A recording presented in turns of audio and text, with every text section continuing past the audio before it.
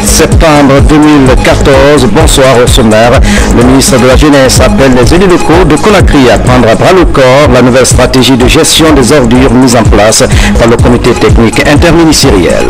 Comment offrir des produits de qualité aux consommateurs? La question préoccupe le ministère du Commerce. Les jeunes cadres de ce département renforcent leurs compétences en technique de contrôle des produits. Le groupement des femmes de Siviri s'implique dans les actions agricoles. Le groupement du Niger a mis en valeur plusieurs hectares de riz.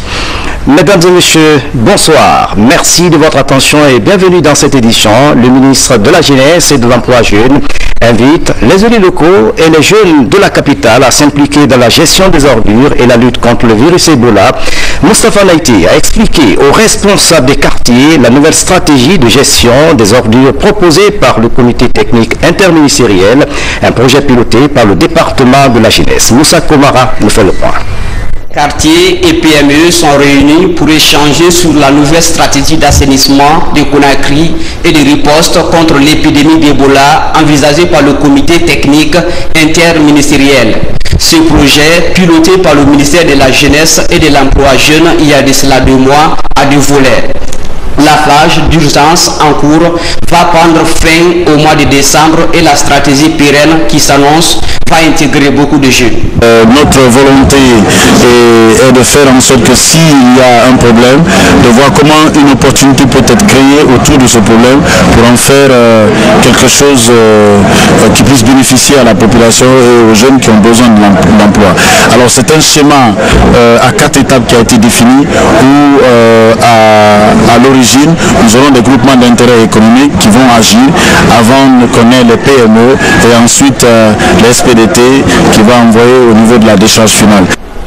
Kaloum va constituer la phase pilote du projet. 44 PME seront recrutés par appel d'offres qui vont transporter les déchets des plateformes légères vers les plateformes avancées et le SPTD va assurer le transport à la décharge finale, a dit Moustapha Naïti.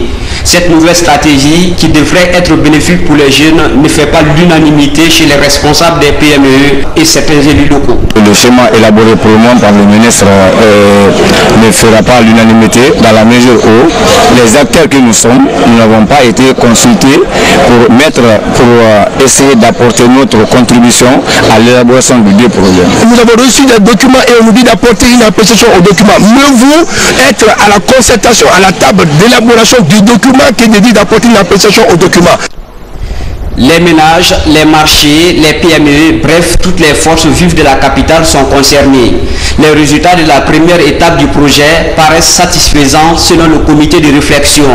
Pour la deuxième étape, 2100 jeunes seront déployés à Conakry pour sensibiliser la population sur les méthodes de prévention et de contamination du virus Ebola en Guinée. Dans l'actualité encore, l'appel à la mobilisation lancé par le chef de l'État, professeur Alpha Condé, contre le virus Ebola est suivi d'effets. Religieux, journalistes, ONG, bref, toutes les couches sociales sont mobilisées pour éradiquer l'épidémie de la fièvre Ebola. C'est le cas de l'AGBF, Association guinéenne pour le bien-être familial, qui intensifie sa campagne de sensibilisation en direction des femmes et des jeunes. Voici le reportage de Yéné Yansani. L'Association guinéenne pour le bien-être familial organise une campagne de sensibilisation sur la prévention contre la fièvre hémorragique à virus Ebola. Une campagne qui devrait amener la population à un changement de comportement face à cette épidémie à travers des messages de prévention. C'est une maladie qui n'a pas de frontières. Elle n'a pas d'ethnie, elle n'a pas de race.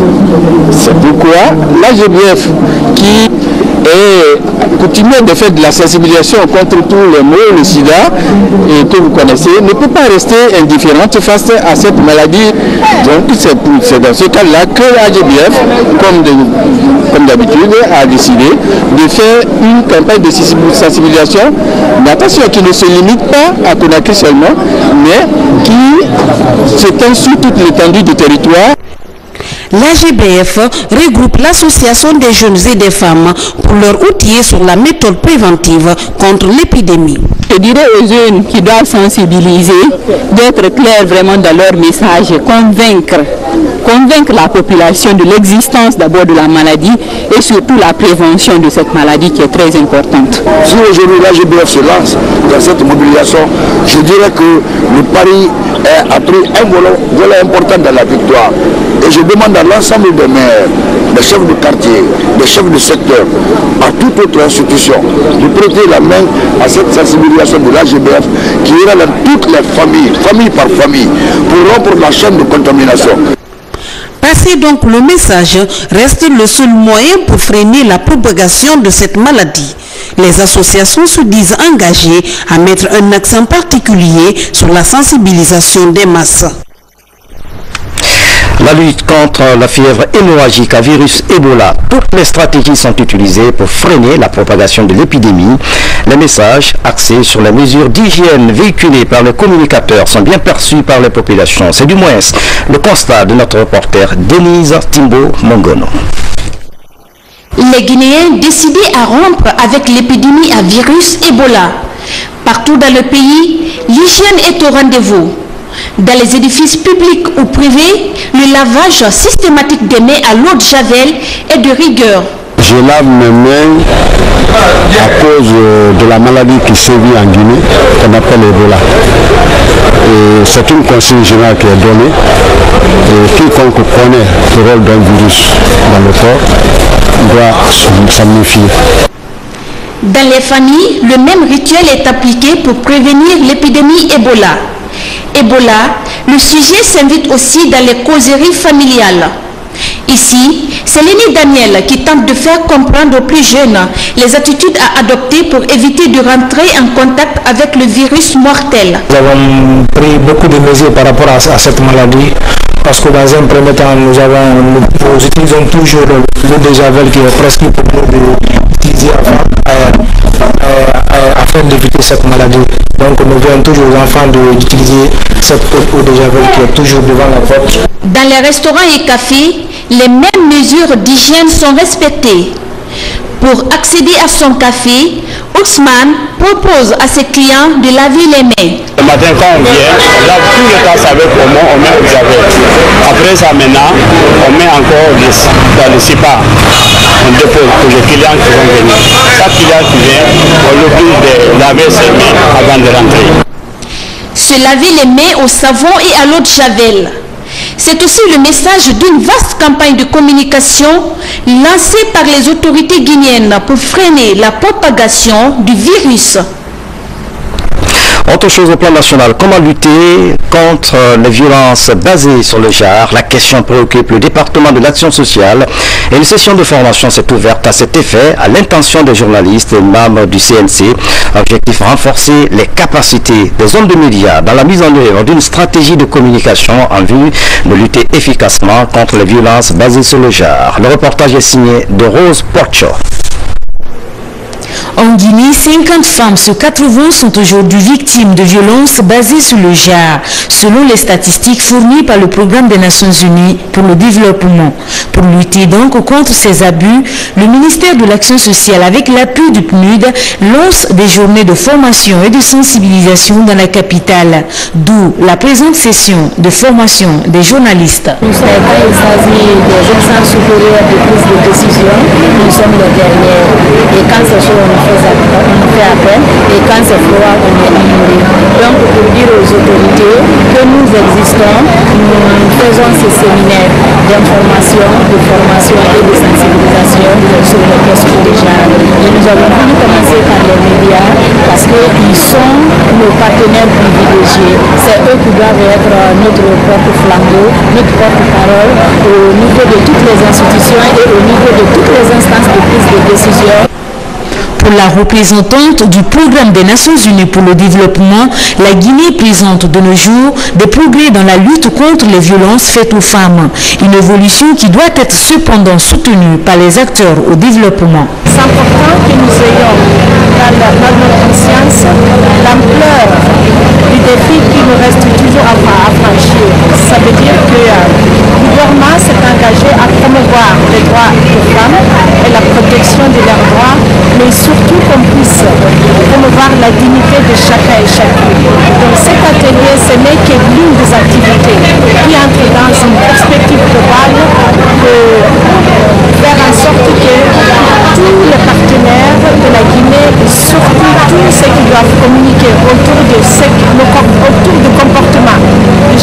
et chacune participent au changement de perception à l'égard des femmes. Pour rappel, c'est en 1980 que la Guinée a ratifié la Convention sur l'abolition de toutes les formes de discrimination à l'égard des femmes. Pendant 2 jours, les journalistes se pencheront sur les questions de genre et de violence faites aux femmes. D'autres formations avec les acteurs de la société civile sont attendues dans les prochains jours à Conakry. En plus bref, la cérémonie d'évaluation de remise de diplôme aux jeunes filles formées en styliste sur l'AC de la Conakry. C'est une initiative du ministère de l'Action sociale en collaboration avec la Direction générale des centres d'autonomisation et de promotion des femmes de Calom. L'initiative vise à former et impliquer les femmes dans le processus de développement. Offrir des produits de qualité aux consommateurs, c'est la toile de fond d'une formation initiée par le ministère du Commerce en collaboration avec le cadre intégré renforcé. L'action vise à améliorer les compétences des jeunes cadres du ministère du Commerce en technique de contrôle de qualité. Manadi Gassama sur la rencontre. Ils sont tous fonctionnaires au ministère du Commerce. Ils se préparent à rejoindre les différents services du ministère. Mais avant leur départ, ces jeunes seront outillés durant 3 jours en technique de normalisation et hygiène alimentaire. La démarche consiste à doter ces cadres de techniques les permettant d'être opérationnels sur le terrain. Nous estimons que pour jouer clairement leur fonction, qu'ils soient armés, qu'ils soient outillés. Et surtout des notions élémentaires concernant les normes, concernant l'hygiène alimentaire. Parce qu'ils doivent être dans les directions comme l'ONCQ, l'Office national de contrôle qualité, et de qualité du bien norme. D'abord, c'est ce qu'on applique sur le terrain. Offrir des produits de qualité aux consommateurs est l'une des missions du ministère du Commerce. Selon Marc Yumbuno, cette formation permettra d'améliorer la prestation du département du commerce. Cette formation est très importante pour nous. En termes de nombre, nous avons plus d'une 60aine de jeunes cadres, hommes et femmes, qui vont bénéficier des expériences des anciens qui sont compétents déjà en la matière. Et donc nous souhaitons que ces 3 jours portent plus de résultats que des résultats escomptés et qu'au sortir de la formation, ces gens puissent être outillés pour être un maillon important sur le marché au compte du département du commerce dans le cadre du contrôle de la qualité et de la réglementation des activités commerciales. Cette formation se tient à un moment où le ministère du Commerce, en collaboration avec le service de contrôle qualité, a engagé une lutte contre les produits périmés sur le marché guinéen. Le ministre du Tourisme et de l'Artisanat poursuit ses visites dans les ateliers de couture. La démarche de Moussa Kondi Tatavieux vise à identifier les préoccupations de l'Association des femmes coiffeuses de Guinée et promouvoir cette filière de l'artisanat. Abdul Aziz Baldé est sur les pas du ministre de l'Artisanat. 48 heures après son retour du royaume chérifien, le ministre de l'Hôtellerie et de l'Artisanat poursuit sa prise de contact avec les artisans de la capitale. L'initiative vise à toucher du doigt les difficultés qui assaillent le secteur qu'il dirige. Cet après-midi, l'Association des femmes coiffeuses de Guinée a reçu le responsable du département. Ces maîtresses de salons de coiffure ont profité de cette visite pour exposer leurs problèmes. Aujourd'hui, les salons de coiffure de l'extérieur, il y a beaucoup de matériel qui nous manque, des matériels professionnels de la dernière génération. On toujours continue à montrer l'image de la Guinée. En réponse, le ministre a expliqué les priorités de son département. Il s'agit de la réalisation d'un village artisanal, longtemps réclamé par les artisans guinéens. Le secteur de l'artisanat, c'est un grand secteur. C'est un secteur qui regroupe presque 43% de la population active de toute la Guinée et 63% de la population guinéenne. Ça veut dire quoi? Que tous les corps de métier sont là, représentés. Aujourd'hui, c'est comme on a coutumé, j'ai commencé il y a quelques temps, les visites dans les différents ateliers, parce qu'il faut aller vers les artisans. Il faut savoir où ils sont, qu'est-ce qu'ils font, quels sont leurs problèmes et qu'est-ce que nous pouvons faire pour eux pour les encourager. Les Marocains sont prêts à être ensemble avec leurs frères guinéens pour envoyer les produits guinéens les exposer et les vendre. Parce que le Maroc croit en la Guinée. Le premier village artisanal de Guinée sera construit à Kindia. Grâce encore, je le dis, au professeur Alpha Condé. C'était le rêve de tous les artisans. Le développement du secteur artisanal en Guinée est l'une des priorités du chef de l'État, professeur Alpha Condé. Dans la savane guinéenne à Sigiri, le groupement maraîcher du Niger s'implique dans le développement agricole. Il a à son actif plusieurs hectares de riz. Son ambition est d'accompagner la politique agricole du gouvernement. Fodé Bengali Fofana est allé visiter les actions agricoles du groupement Niger. Regardez. En jetant un coup d'œil dans son jardin, le visiteur est tout de suite frappé par le mouvement rotatif des asperceurs arrosant les jeunes plants de choux. Cette eau qui sert à arroser les plants est tirée à côté ici du fleuve Niger à l'aide d'une motopompe. Le périmètre est mis en valeur par un groupement composé seulement de 6 personnes. Ce groupement porte le nom du généreux fleuve qui leur sert d'abreuvoir, ce qui leur permet de pratiquer plusieurs cultures dans ce jardin. En première position, je fais les choux que vous voyez. En dehors des choux, je fais l'aubergine. Après l'aubergine, le gombo. Et quelques cultures qui intéressent les éléments de la fague, à savoir le poivron, le poivreau. Et en dehors des cultures maraîchères, j'entreprends la maïs culture. Et cette maïs culture se vend frais. Avec ce système d'arrosage, la culture maraîchère est ininterrompue pour le groupement ici. En toute période de l'année, il fait quelque chose d'utile. Ce chou, c'est la variété Africa Cross. La semence, on les paie à Bamako. Nous faisons la pépinière et on entretient. Nous recrutons les temporaires pour les travaux durs et le reste, les parties techniques, nous-mêmes nous en occupons. Et seulement cette année, nous avons constaté une perturbation pluviométrique. Vous voyez l'aspect de ce maïs, on sent le déficit hydrique. Il y a l'écart entre deux pluies, peut aller des fois jusqu'à 16 jours, 17 jours. Et comme disait l'autre, tant que le Niger coule, nos greniers ne seront jamais vides. Tout au long du fleuve, de grands domaines sont mis en valeur par des cadres de la préfecture de Sigiri. Tous les agriculteurs et autres maraîchers devraient profiter de ce fleuve pour donner aux populations les produits nécessaires dont elles ont besoin pour se nourrir. L'autre temps fort de cette édition, le groupe de presse Communication Plus lancera demain son nouveau répertoire sur les banques, assurance et microfinance. Ce répertoire étant un outil d'orientation et de référence.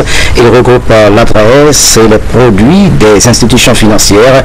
Pour plus de précision, nous recevons en direct dans ce journal le directeur général du groupe de presse Communication Plus, Monsieur Kone. Bonsoir. Bonsoir, monsieur. Et vraiment, Kone, merci donc d'avoir accepté notre invitation. Expliquez-nous quel est l'intérêt de ce répertoire.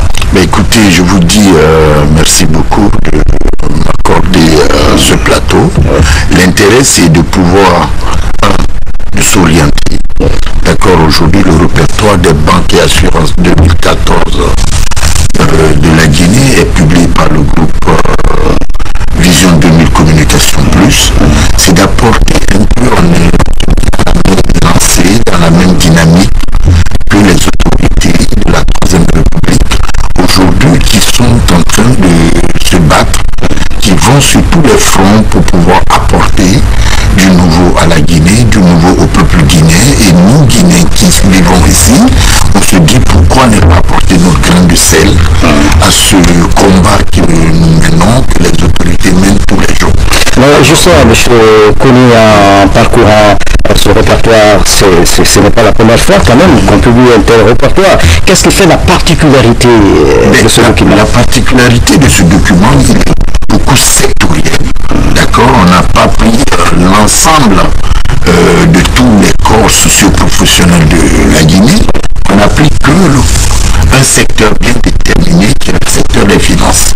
Alors on a parlé du répertoire des banques, assurance et microfinance, qui est très intéressant parce que on pouvait aller au mines, on pouvait aller au commerce, on pouvait aller à autre chose, mais on s'est focalisé que sur ces 3 secteurs. Mais certainement, vous allez étendre votre champ d'action.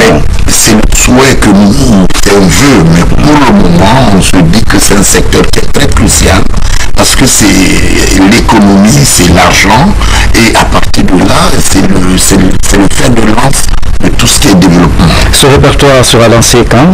Il sera lancé demain, précisément à partir de 15h, à l'hôtel PAM Hôtel Camargue, et sous, bien sûr, le patronage du gouvernement guinéen, principalement le ministre d'État en charge de l'économie et des finances, et le ministre délégué, et quelques personnalités dont le gouverneur de la Banque centrale, des DG, le DG de la Caisse, celui de la MANEF, la Direction nationale des microfinances. Justement, avant de nous quitter, avez-vous des projets qui vous tiennent à cœur?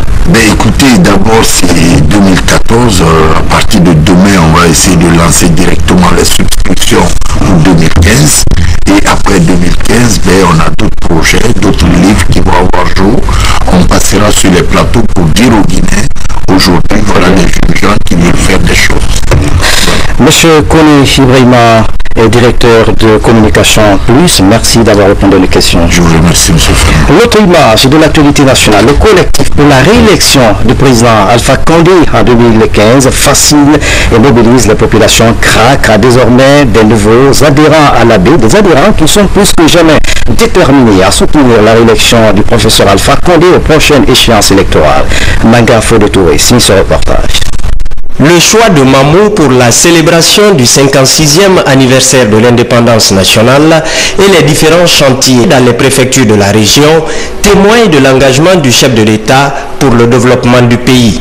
Satisfaits de ces réalisations, les jeunes du quartier d'Ossaré à l'Abbé se mobilisent pour adhérer au mouvement du collectif pour la réélection du président Alpha Condé.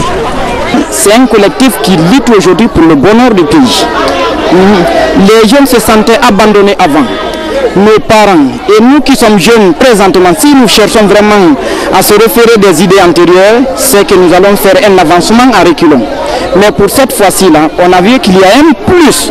Donc il faut que nous jeunes, nous donnons des mains, main dans la main, pour que ce pays-là aille de l'avant. Donc c'est pour ces raisons que nous cherchons, nous passons de porte en porte pour pouvoir vraiment recueillir les éléments. Ce n'est pas des éléments qui sont trompeurs, mais plutôt des éléments qui peuvent vraiment contribuer à l'avenir du pays. Le CRAC ne compte pas se limiter là. Le collectif veut conquérir le Fouta. Cette tournée est donc la première étape de sa démarche pour la réélection du professeur Alpha Condé en 2015. Là, c'est un premier travail d'exploration. Donc nous avons un bureau à Mamou, nous avons un bureau à Pita, nous avons maintenant constaté qu'on a un bureau à Labi, et il y a d'autres jeunes qui sont en train de travailler à Léluma, à Koubia et ailleurs. Nous sommes le cheval de Troie du RPG en question, nous sommes le bras séculier. Donc nous défoncerons les portes, nous débrousserons, nous presserons toujours le parti là où il n'est pas pour que le parti puisse entrer en force. Avant l'Abbé, le collectif pour la réélection du président Alpha Condé a rencontré le grand imam de Pita. Les entretiens ont porté sur les efforts de développement à travers les différents chantiers engagés par le président de la République, professeur Alpha Condé. Le grand calife de Pita a transmis sa satisfaction au CRAC et félicité le gouvernement pour les différentes réalisations dans la préfecture de Pita. Enfin, le CRAC a visité les chantiers du 56e anniversaire de l'indépendance nationale avant de quitter Pita. Dans l'actualité africaine internationale, le président Barack Obama appelle à la mobilisation pour vaincre le virus Ebola qui sévit en Afrique de l'Ouest. 3000 militaires américains sont attendus à Monrovia. Ils vont participer à la construction d'un centre de formation du personnel de santé d'hôpitaux de campagne. Suivez ce reportage. Capitale du Libéria. 3000 militaires américains vont bientôt arriver ici pour lutter contre Ebola. Une nouvelle accueillie avec espoir dans cette ville submergée par l'épidémie.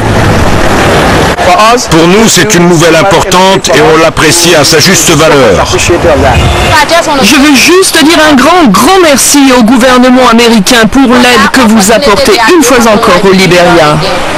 Cette aide, c'est Barack Obama lui-même qui l'a annoncée. depuis le Centre de contrôle et de prévention des maladies d'Atlanta. Les 3000 militaires envoyés sur le terrain participeront à la construction d'hôpitaux de campagne et d'un grand centre de formation pour le personnel de santé. Le commandement sera basé à Monrovia, mais il rayonnera dans toute la région. Un pont aérien sera mis en place depuis le Sénégal. L'heure est donc à la mobilisation. En Afrique de l'Ouest, Ebola est désormais une épidémie d'une ampleur jamais vue auparavant. C'est une spirale qui menace d'être incontrôlable, c'est pire de jour en jour. L'épidémie se répand vite de manière exponentielle. Dans cette course contre la montre, les besoins sont considérables. L'ONU demande près d'1 milliard de dollars, soit le double d'il y a un mois. Nous devons absolument éviter que les systèmes de santé ne s'écroulent complètement dans les pays touchés. On estime qu'il y a déjà plus de décès dus par exemple à un paludisme, une tuberculose ou des maladies chroniques non soignées que à Ebola. Les États-Unis, désormais en pointe contre Ebola, ont soumis une résolution au Conseil de sécurité pour entraîner une mobilisation internationale. Ce texte pourrait être voté jeudi. Et puis, les députés français votent une motion de confiance au gouvernement Valls, ceci après le limogeage de plusieurs ministres en désaccord avec la politique économique du gouvernement. Le Premier ministre Manuel Valls obtient ainsi le soutien du Parlement. C'est le premier élément des nouvelles internationales sous forme de télégramme à l'image. Les directeurs des partis infructueux sont à ils espèrent un retour de la démocratie républicaine dans la politique. C'est dit assuré de la victoire. C'est lui qui avait pris le pouvoir par la force en 2006 après des tensions entre Mélanésiens et Indo-Fidjiens. Pour la première fois, les électeurs peuvent voter sans distinction ethnique. Auparavant, Mélanésiens et Indo-Fidjiens votaient dans des bureaux séparés. Un accord tripartite a été obtenu sur un mécanisme de reconstruction de Gaza en ruine après 1 mois et demi de bombardement. Palestiniens, Israéliens et l'ONU ont adopté un mécanisme provisoire qui permettra de faire entrer des matériaux de construction à Gaza et de garantir qu'ils ne seront pas détournés à des fins militaires. Israël accuse le Hamas d'utiliser ces matériaux pour construire des tunnels et impose des restrictions à leur entrée dans l'enclave palestinienne. Kalma Eji, le 15e typhon de l'année, a frappé le sud de la Chine ce matin, obligeant les sauveteurs à venir en aide à de nombreux pêcheurs. Des dizaines de milliers de personnes ont fui les zones côtières pour se mettre à l'abri. Tous les vols ont été annulés et les écoles ont été fermées. La presse chinoise ne parle pour l'instant d'aucune victime. Le typhon a touché également les Philippines, où 90 000 personnes ont été évacuées.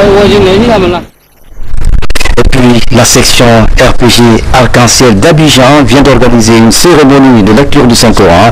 Les fidèles ont imploré la grâce divine pour qu'il nous éloigne le virus Ebola. Moussa Bangoura commente ces images. De 4-6. Loin du pays, les Guinéens vivant en Côte d'Ivoire sous la houlette de la section RPG d'Abidjan soutiennent les efforts du gouvernement dans la lutte contre la fièvre Ebola. À travers cette cérémonie de prière, la communauté guinéenne de Côte d'Ivoire implore la grâce divine pour freiner la propagation du virus Ebola en Guinée, tout en invitant le commun des Guinéens à observer les mesures d'urgence sanitaire.